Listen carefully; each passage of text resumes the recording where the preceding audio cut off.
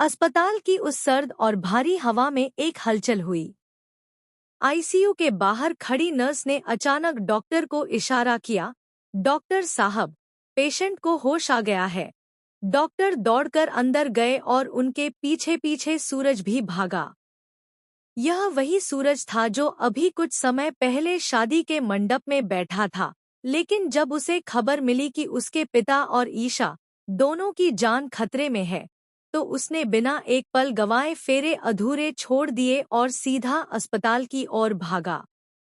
रास्ता जितना लंबा था, सूरज की धड़कनें उससे कहीं तेज थी।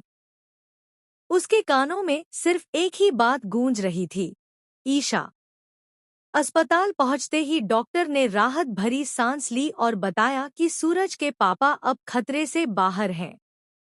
लेकिन जो बात उसने अगली कही, वो सुनकर सूरज की सांस ही थम गई। ईशा अब इस दुनिया में नहीं रही। यह सुनते ही जैसे सूरज की दुनिया उजड़ गई। उसके कदम वहीं थम गए, आंखें फटी की फटी रह गईं और मन में एक सूनापन उतर आया। वह बेतहाशा भागा, आईसीयू में पहुंचा और जब उसने ईशा को देखा तो उसकी हालत देख उसका कलेजा फट गया।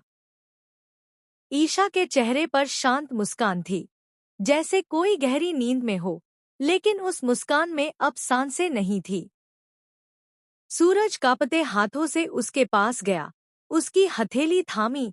वहां अब भी शादी की मेहंदी का रंग चमक रहा था, मेहंदी जो सूरज के नाम की थी। ये देख वो फूट फूट कर रो पड़ा।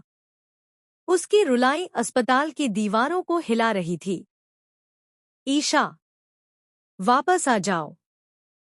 देखो, मैं आ गया हूं। तुम्हारा सूरज आ गया है। उसकी पुकारें दिल दहला देने वाली थी।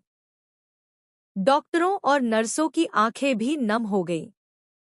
लेकिन तभी एक चमत्कार हुआ। ईशा की उंगलियां थोड़ी सी हिली।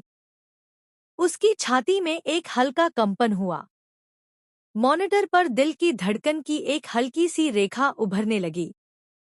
डॉक्टर चौंक गए, नर्सें तुरंत दौड़ी और सीपीआर शुरू किया गया।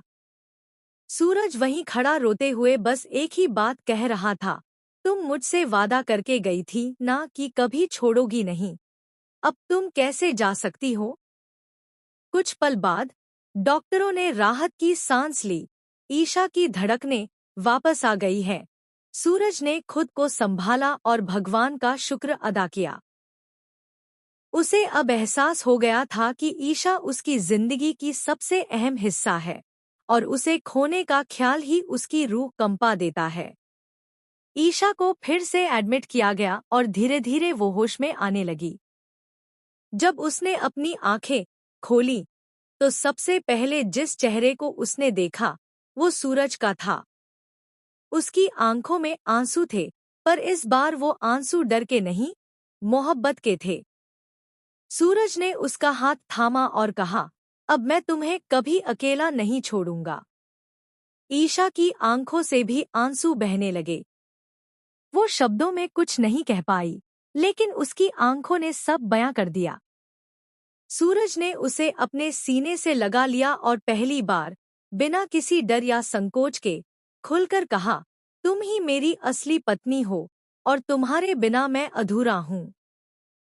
उस दिन सूरज ने अपने दिल की हर बात ईशा से कह दी। उसने बताया कि कैसे जब उसने ईशा को बेहोश देखा तो उसे लगा जैसे उसकी दुनिया खत्म हो गई हो। कैसे उसका हर सपना बिखर गया था और कैसे उसका दिल चीख चीख कर सिर्फ एक ही नाम पुकार रहा था, ईशा। सभी परिवार वाले अस्पताल पहुंच चुके थे।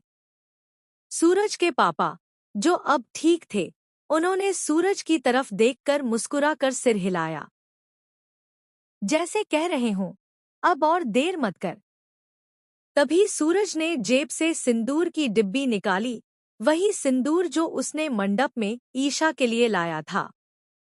सबके सामने, अस्पताल के उस बेड पर, जहां जिंदगी और मौत की